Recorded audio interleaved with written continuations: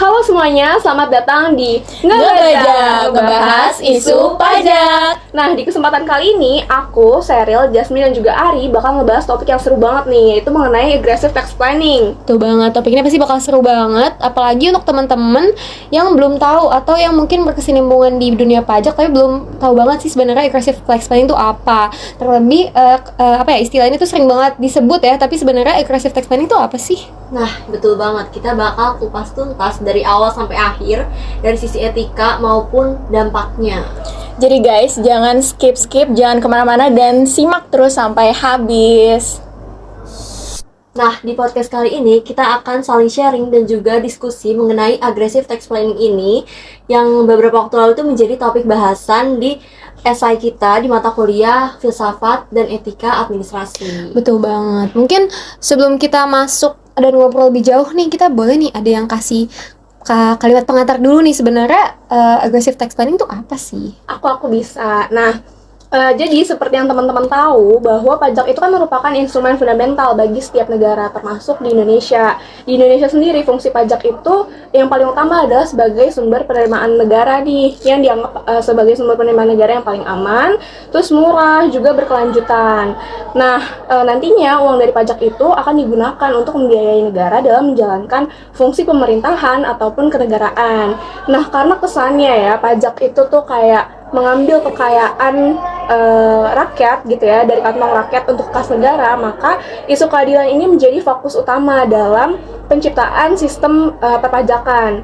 Nah, maka dari itu, untuk dapat menciptakan sistem perpajakan yang adil dan juga transparan, maka etika ini harus menjadi landasan ataupun fondasi yang harus dipegang teguh oleh pihak-pihak yang terlibat dalam sistem perpajakan. Ada siapa aja pihak-pihaknya? Yang pertama ada pejabat publik atau legislator yang berperan dalam menciptakan atau merumuskan kebijakan perpajakan. Terus yang kedua ada pejabat administratif, ini lebih ke kayak praktisi-praktisi ya, yang dia itu tugasnya menafsirkan nih peraturan perpajakan. Terus yang ketiga ada hakim pajak maksudnya, yang berperan dalam memutuskan perkara pajak. Dan yang terakhir itu ada wajib pajak, etika wajib pajak yang bertanggung jawab dalam pemenuhan kewajiban perpajakan.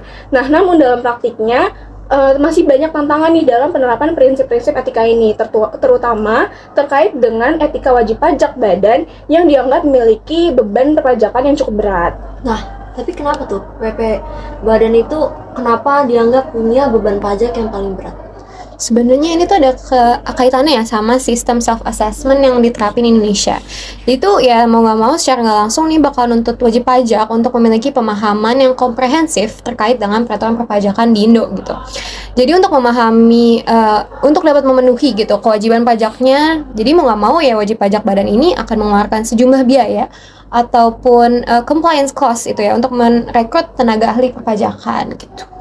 Benar-benar. Selain itu kan peran wajib pajak badan itu sebagai pihak ketiga yang berkewajiban untuk memungut, memotong pajak. Jadi itu kan pasti akan menambah beban administrasi bagi mereka gitu nggak sih? Betul banget, Ari. Nah, nantinya beban pajak yang terlalu besar ini itu tuh bisa mengurangi profitabilitas dan juga memberikan dampak negatif bagi perkembangan perusahaan untuk dapat melakukan investasi dan juga terus berkembang. Maka dari itu, hal ini tuh mendorong nih manajemen dari perusahaan-perusahaan besar atau wajib pajak badan gitu ya untuk dapat meminimalkan beban dari perpajakan dengan salah satunya itu melalui tax planning kayak gitu. Nah, dari tax planning itu gimana sih? Kok bisa jadi aggressive tax planning? Oke, singkatnya itu kan karena era globalisasi ini tuh mendorong kegiatan ekonomi untuk berjalan semakin kompleks gitu kan, dan transaksi lintas batas yang rumit serta beragam. Jadi di sini itu dapat memberikan ruang bagi wajib pajak untuk merancang skema tax planning yang bersifat agresif, atau tadi juga disebut bahwa itu namanya aggressive tax planning gitu.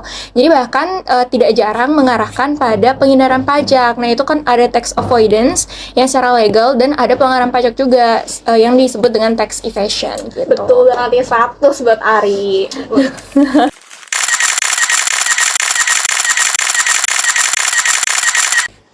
Oke, jadi tadi di obrolan sebelumnya itu udah muncul beberapa keyword nih, kayak tax planning, aggressive tax planning. Tapi sebenarnya aggressive tax planning itu apa sih? Mungkin Ari bisa bantu ya. Oke, jadi sebelum bahas aggressive tax planning, mungkin kita kasih tahu dulu ya arti dari tax planning itu sendiri. Boleh. Oke, jadi tax planning atau perencanaan pajak itu adalah sebagai bentuk upaya yang dilakukan oleh wajib pajak demi mendapatkan pajak terutangnya seminimal mungkin dengan skema yang telah diatur di dalam Undang-Undang Perpajakan. Sedangkan aggressive tax planning itu adalah tindakan nih yang dilakukan oleh wajib pajak untuk mendapatkan keuntungan pajak atau mengurangi maupun mengelak dari kewajiban perpajakannya. Jadi tujuan dari adanya aggressive tax planning itu adalah untuk menjaga likuiditas perusahaan atau memanipulasi penghasilan di bawah batas yang disyaratkan untuk membayar pajak yang seharusnya gitu. Nah, berarti aggressive tax planning itu legal atau ilegal sih kalau secara hukum? Oke, kalau secara hukum itu aggressive tax planning itu ilegal ya, karena metode yang sering kali digunakan itu bertujuan untuk menghindari pajak gitu, dan dengan adanya menghindari pajak ini jadi adanya kurangnya transparansi gitu. I see. Nah, kalau misalnya kayak gitu ya Ria, ada nggak sih hal-hal atau indikator yang bisa membedakan nih antara agar kita tuh bisa membedakan mana tindakan yang termasuk dalam aggressive tax planning dan juga jenis penghindaran pajak yang lainnya? Oke, bagus banget pertanyaan dari Ale. Jadi setidaknya itu ada 4 pembeda gitu loh. Yang pertama, transaksi yang lakukan itu masih dalam celah ruang lingkup hukum, karena kan dia ilegal kan secara hukum gitu. Kemudian yang kedua, transaksi yang lakukan itu tidak melalui pertimbangan-pertimbangan ekonomis yang memang masuk di akal. Kemudian yang ketiga, transaksi yang dilakukan itu memang bertujuan untuk menghindari kewajiban perpajakannya gitu. Dan yang keempat, itu dalam alurnya dilakukan transaksi yang memiliki kompleksitas yang tinggi dalam konteks penciptaan skema untuk menurunkan laba dan menaikkan beban sehingga suatu entitas dapat berimplikasi pada terjadinya beban komersial yang besar sampai dengan kerugian. Oke. Berarti ini sebenarnya bisa disimpulin ya kalau misalkan aggressive tax planning ini ya dilakuin dengan cara memanfaatkan kelemahan gitu yang ada di sistem perpajakan Indonesia gitu, terlebih kan. Nah, ataupun cara lain mungkin memanfaatkan ketidakselarasan gitu antara dua peraturan gitu. Jadi sistem perpajakan nih secara keseluruhan nih aggressive tax planning itu sebenarnya dilakuin untuk mengurangi beban perpajakan gitu kan ya. Betul banget. Nah, kalau misalnya kayak gitu ya, tadi kan Ari kan udah ngejelasin kalau aggressive dan udah bilang kalau misalnya aggressive tax planning itu kan ilegal ya guys. Terus aku penasaran nih dari pasangan, ada nggak sih kayak tax planning yang memang dia itu secara hukum tuh legal gitu? Karena kan sebenarnya tax planning itu jadi penting ya buat suatu perusahaan gitu, karena menyangkut profitabilitas tadi kan di awal. Kira-kira ada nggak? Tahu. Jadi oke, Jelasin, let's go. jadi sebenarnya ada nih mungkin dalam tanda kutip gitu ya, saudaranya dari aggressive tax planning gitu. Namanya itu defensive tax planning. Jadi defensive tax planning ini bagian dari yang acceptable atau yang bisa diterima secara hukum gitu, karena dia ini termasuk legal. Kalau aggressive tadi kan ilegal ya, kalau ini legal. Jadi nah untuk bedainnya gimana sih? Kalau di defensive nih ya punya hampir sama kayak Ari tadi ya, dia juga punya ciri-ciri juga untuk membedakan sebenarnya agresif sama defensif tuh bedanya apa gitu kan. Nah yang pertama, ciri-cirinya itu ya transaksi yang dilakukan masih bersifat legal gitu, dia masih di dalam ruang lingkup hukum, terus nggak ada pelanggaran dalam undang-undang yang dilakuin gitu. Nah yang kedua ini transaksinya itu ya melalui pertimbangan-pertimbangan yang pertimbangan ekonomis yang emang masuk akal gitu kan. Dan yang terakhir ini ya transaksi yang dilakukan tuh masih sesuai dengan apa yang tertuang dalam undang-undang, sehingga dalam prosesnya nih terdapat keterlibatan penggunaan dan pemanfaatan loopholes atas peraturan-peraturan yang ada. Jadi instead kayak mencurangi undang-undang, dia tuh lebih kayak melihat ada celah apa sih di undang-undang gitu. Jadi ini masih tergolong legal gitu. Jadi gitu guys. Oh gitu. Oke.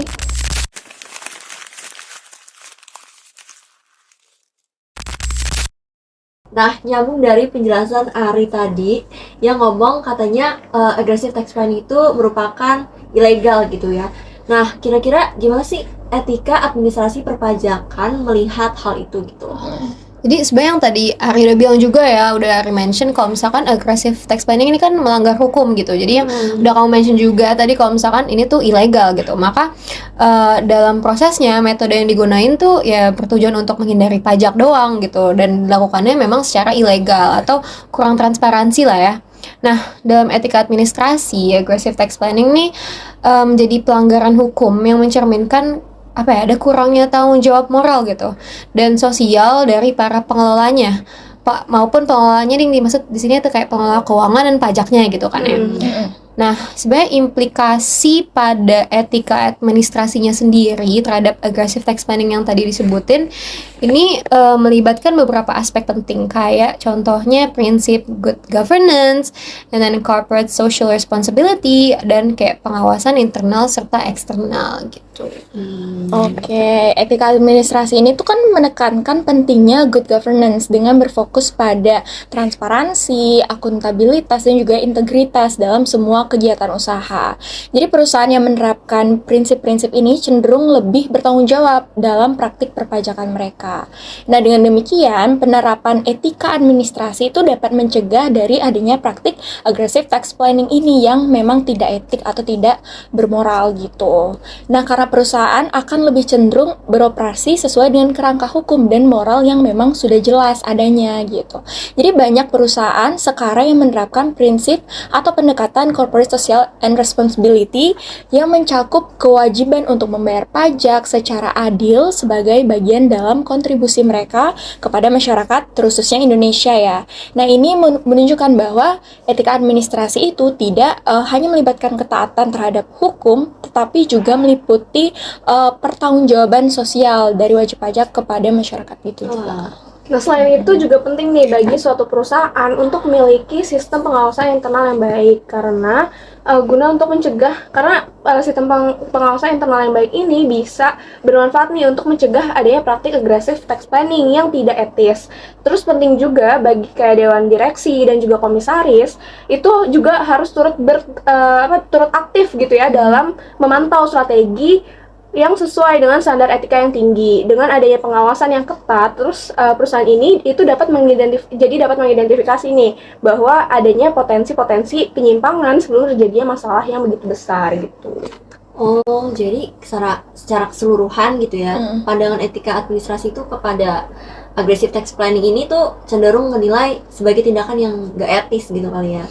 Dan Betul. berpotensi juga melanggar hukum. Betul, karena kayak apa ya, aggressive tax planning ini seringkali berfokus pada keuntungan jangka pendek doang, dan dia justru nggak mempertimbangkan dampaknya kalau jangka panjang, terlebih untuk kayak keadilan sosialnya, terus kontribusi terhadap negara dan reputasi perusahaan dalam jangka panjang. Jadi benar cuma mikirin keuntungan sesaatnya gimana gitu kan, tapi dia nggak mikirin jangka panjang gimana, atau jangka panjang dari pemeriksaannya nanti ada kayak gimana gitu, potensi risikonya tuh mereka nggak pertimbangin gitu. Maka dari itu yang etika lihat sih dari. Oh, jadi ya gak adil ya bagi masyarakat yang udah patuh, apalagi kan jadi kayak apa sih kok mereka enak-enakan ngurangin pajaknya. Iya, betul banget. Lebih ke kayak beban pajaknya jadi nggak rata sih, karena kan kayak wajib pajak badan itu kan dia kayak memberikan kontribusi terbesar ya sebenarnya, karena kan mereka kan punya penghasilan yang besar, pasti juga mendapatkan atau dikenakan atas pajak yang besar juga gitu. Kan jadi kasihan kayak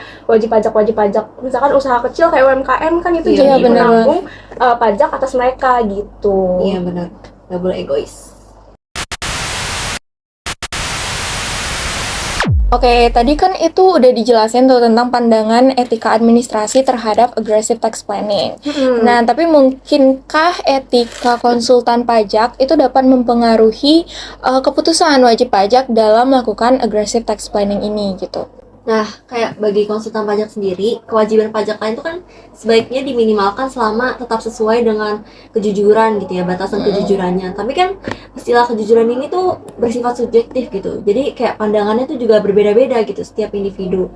Nah, hal ini jadi paradoks bahwa mengurangi kewajiban pajak itu nggak selalu selaras dengan prinsip etika dan juga kode etiknya gitu. Maka dari itu profesionalitas konsultan pajak itu kan penting ya, harus memenuhi standar profesional dan juga sesuai kode etik yang ditetapkan oleh Ikatan Konsultan Pajak Indonesia gitu kan, atau IKPI. Nah, meskipun begitu, dalam realitasnya ya, kayak terdapat juga tantangan dari kliennya juga maupun dari kantor konsultan pajak yang mereka yang membuat keputusannya itu menjadi etis gitu sih. Nah, kalau misalkan kayak gitu sebenarnya sebelum kayak perusahaan badan ini sebagai klien kan ya, dia itu kan pada dasarnya mereka itu kan meminta tolong ke konsultan pajak nih untuk dapat membantu mereka dalam menjalankan kewajiban pajak. Kan sebenarnya klien ini atau perusahaan itu kan udah bisa memahami ya resiko apabila dia itu atau dampak dari aggressive tax planning gitu yang dia lakukan, misalkan kalau dia berkompromi nih dengan si konsultan pajaknya gitu, serta dalam buat keputusan itu kan bukan hanya semata-mata untuk melakukan penghematan pajak, tapi juga melaksanakan kepatuhan dalam hukum dan juga integritas. Ya, betul banget. Sebenarnya nih tadi udah di-mention di segmen sebelumnya gitu. Kalau misalkan tindakan apa sih aggressive tax planning ini sebenarnya lebih ke jangka pendek gitu ya, pemikiran jangka pendek bukan jangka panjang. Jadi dalam praktiknya emang terdapat risiko-risiko gitu dari pendapat si konsultan pajak yang melakukan aggressive tax planning dalam mendorong perusahaan untuk melakukan aggressive tax planning tadi gitu. Jadi kayak contohnya nih ya, misalkan konsultan pajak ini ngasih rekomendasi yang menyesatkan gitu, atau kayak justru mendorong perusahaan untuk melakukan penghindaran pajak aja deh, kayak loh nanti apa sih beban pajaknya jadi lebih rendah loh gitu kan, dibilang kayak gitu kan. Nah, ini sebenarnya tuh kalau jangka panjangnya ya, kalau dia berpikir secara jangka panjang, ini bisa merusak reputasi perusahaan gitu di mata publik maupun di mata otoritas pajak nantinya, dan akan menimbulkan sanksi hukum yang justru kan kok kan tahu ya pasti denda pajak tuh gede banget gitu ya. Menakutkan nggak? Iya, dan itu lama banget ya, apalagi kalau udah berurusan sama otoritas pajak gitu kan. Bener Jadi sebenarnya banget. secara jangka panjang pun ini risikonya tinggi banget, apalagi kalau melakukannya itu bukan tax avoidance tapi aggressive tax planning, di mana itu udah ilegal gitu secara hukum. Nah, dengan begitu penting bagi perusahaan nih untuk punya konsultan dengan rekam jejak yang emang baik gitu, dan emang patuh terhadap kode etik yang tadi udah disebutin gitu, yang dilansir oleh IKPI gitu kan. Jadi serta selain itu juga konsultan pajak tuh emang harus punya komitmen terhadap etika profesinya. Sebenarnya bukan konsultan pajak aja ya, semuanya itu emang semua udah ada etika profesi masing-masing gitu ya. Tapi terlebih konsultan pajak karena ini kan sangat tanggung jawabnya besar gitu, apalagi langsung berhubungan langsung pajak itu langsung berhubungan dengan negara, dan negara langsung berhubungan dengan masyarakatnya gitu kan. Ini duit kesejahteraan masyarakat. Iya, ini kan duit gitu orang ya. gitu. Jadi ini Bener. penting banget, makanya konsultan pajak ini harus kayak berkomitmen terhadap etika profesinya biar bisa memberikan perspektif yang luas gitu dan mengenai dampak jangka panjang dan strategi perpajakan yang dipilihnya.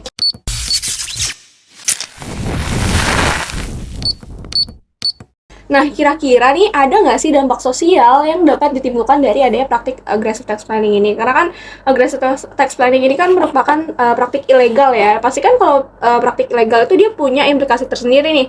Mungkin baik bagi negara atau bagi kesejahteraan masyarakatnya nih. Nah, kalau menurut kalian gimana? Mungkin dari Ari? Oke, jadi kalau menurut aku, nah jadi penonton yang dari tadi kalau misalnya nggak skip tuh pasti udah denger berkali-kali kita Sampai ngomong, capek gitu iya ya. betul banget, bahwa aggressive tax planning itu memang tergolong ilegal gitu. Jadi praktik ini itu pasti akan memberikan dampak sosial yang sangat signifikan nih terhadap keadilan fiskal di dalam masyarakat. Nah yang pertama, aggressive tax planning ini itu akan mengakibatkan pengurangan pendapatan dari sektor pajak ke dalam kas negara. Nah apabila perusahaan besar melakukan aggressive tax planning ini, mereka dapat mengalihkan keuntungan ke negara dengan tarif pajak yang lebih rendah. Atau negara dengan tax haven country gitu, guys. Betul. Nah, selain itu, perusahaan besar ini juga bisa menggunakan berbagai macam celah hukum yang pokoknya itu akan ingin menghindari pajak gitu pokoknya. Jadi, ini akan mengurangi jumlah uang yang tersedia bagi pemerintah untuk membiayai layanan atau fasilitas untuk masyarakat. Contohnya itu kesehatan, pendidikan, tuh infrastruktur atau program sosial lainnya.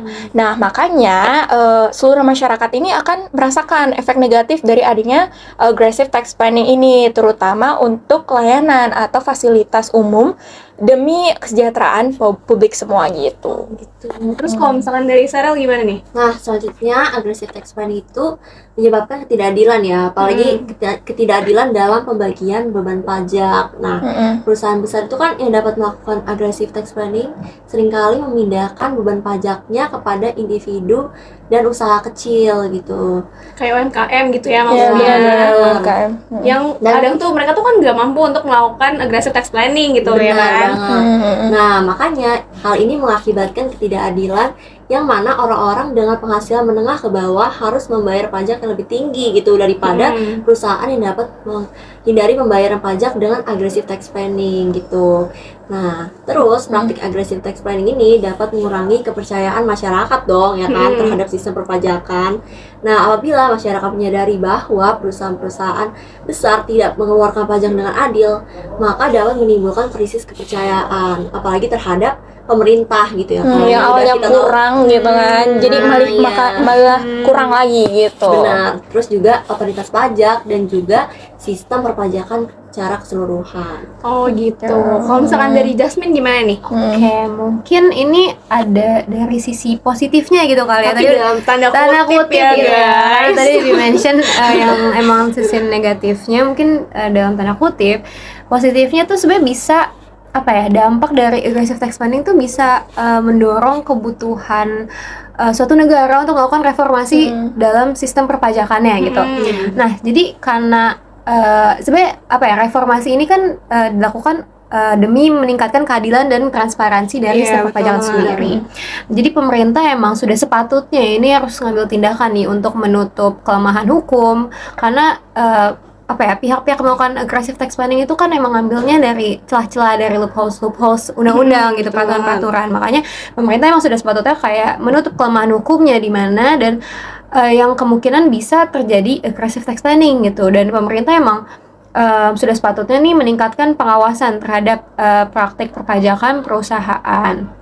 Nah, makanya diharapkan dari reformasi yang tadi sudah di-mention itu emang bisa, harapannya bisa ngurangin ketidakadilan gitu di dalam sistem perpajakan dan memastikan bahwa semua pihak yang berkontribusi ini emang bakal berkontribusi secara adil terhadap pembangunan ekonomi dan sosial, dan gak ada kayak yang melakukan aggressive tax planning lagi gitu kan. Nah, kalau misalkan dilihat juga sebenarnya aggressive tax planning ini menjadi isu global gitu ya. Makanya kayak Indonesia sendiri nih melalui CTAS atau Cortex Administration System yang nantinya itu bakal diterapin sekitar tahun 2025 nanti, itu juga sebenarnya menjadi langkah pemerintah Indonesia nih dalam menegakkan keadilan dan juga transparansi terkait salah satunya ya praktik penghindaran pajak, yaitu aggressive tax planning ini atau ya agresif ini yang menyebabkan adanya dengan menyediakan adanya pertukaran informasi atau exchange of information gitu antar negara dalam rangka meningkatkan kepatuhan melalui compliance risk management. Jadi kalau misalkan teman-teman nggak tahu,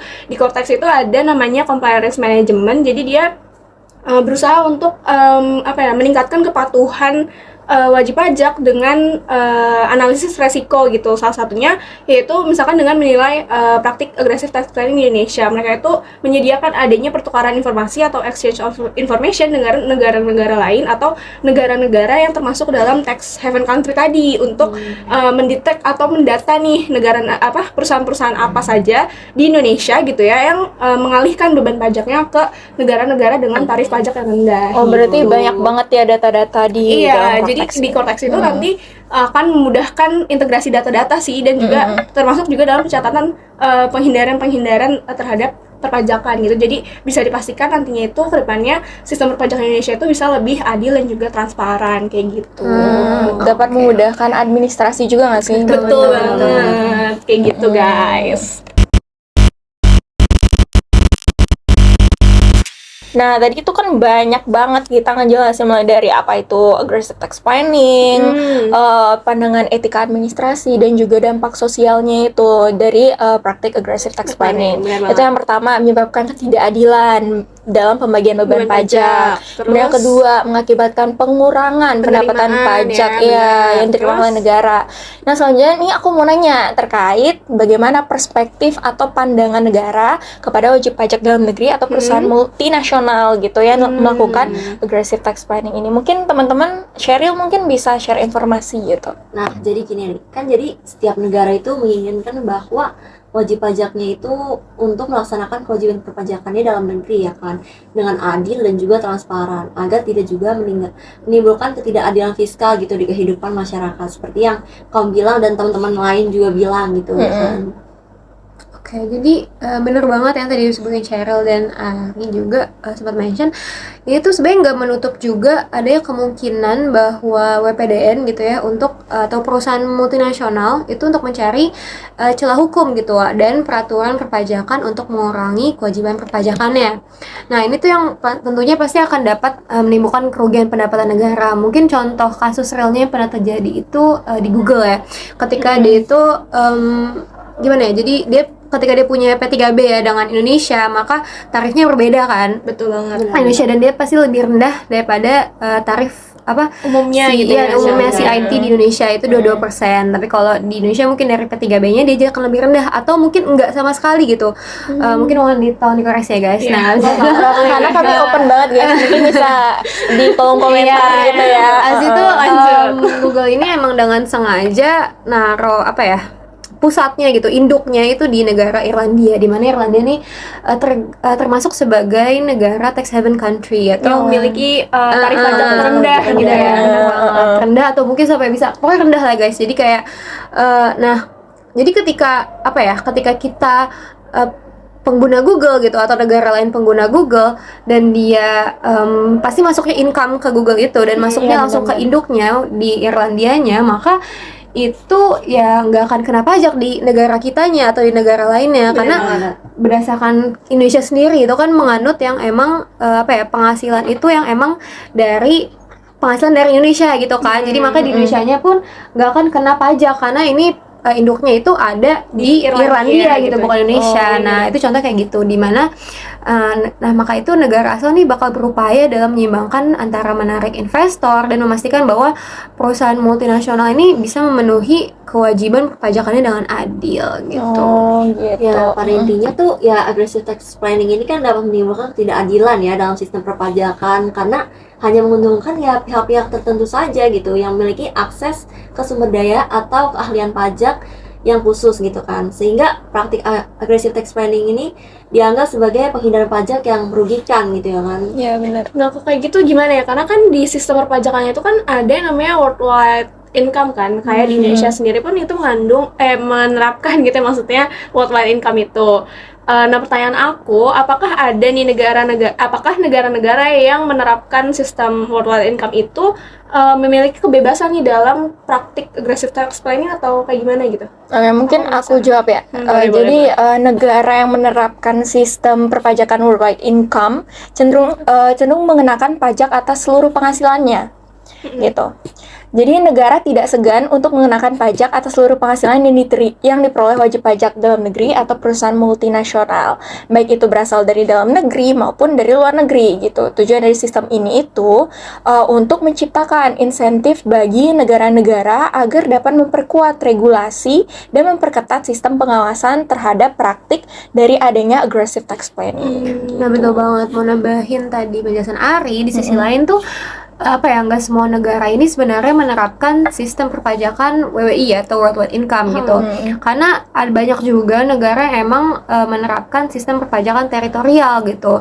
Nah, berarti dia melihat aggressive tax planning ini sebagai cara untuk dapat menarik investasi asing justru, karena dia nggak akan terpengaruh dari pendapatan luar gitu, dari WWI sendiri. Namun hal tersebut pastinya akan menimbulkan resiko kehilangan pendapatan pajak di suatu negara jika perusahaan ini memanfaatkan celah kebijakan hukum untuk melakukan pemindahan keuntungan ke yurisdiksi dengan pajak yang lebih rendah. Contohnya kayak kasus Google tadi ya.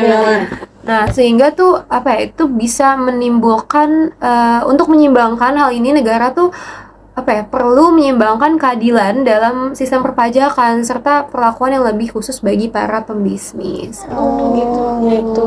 Terus, nah jadi adanya aggressive tax planning itu kan dapat merespon cakupan kerjasama internasional pada perpajakan yang kayak Jasmine bilang tadi ya kan. Sama Nah, ini exchange of information tadi ya, benar kan? Terus terbukti dengan adanya negara-negara yang telah berinisiatif untuk mengatasi penghindaran pajak serta meningkatkan transparansi. Salah satunya nih ya OECD ya kan, yang mengenai base erosion dan profit shifting atau BEPS ya kan, yang tadi Jason bilang juga yang mengenai Google, dan juga tujuannya ini untuk mengatasi praktik yang merugikan sistem perpajakan di berbagai negara. Jadi, dengan begitu, dalam menciptakan sistem perpajakan yang lebih adil dan efektif, negara asal itu perlu untuk mengevaluasi dan memperketat regulasi domestik perpajakannya. Jadi, untuk agar Lebih wajib pajak berkontribusi itu jadi gitu lebih ya? berkontribusi pada upaya internasional gitu. Oh gitu. Jadi dari diskusi kita hari ini kita bisa narik beberapa poin penting ya terkait aggressive tax planning. Jadi yang pertama, aggressive tax planning itu sebenarnya upaya gitu untuk meminimalkan beban pajak suatu perusahaan atau wajib pajak itu dalam memanfaatkan celah hukum yang ada. Mungkin ada yang mau nambahin? Betul banget. Jadi aggressive tax planning itu memiliki dampak sosial yang sangat signifikan gitu.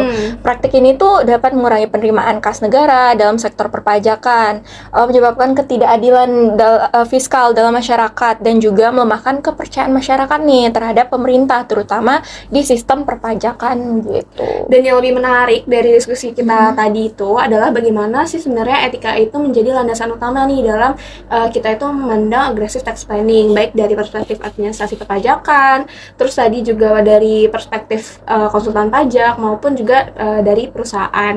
Jadi harus selalu ada pertimbangan moral yang harus diperhatikan dalam merencanakan tax planning gitu.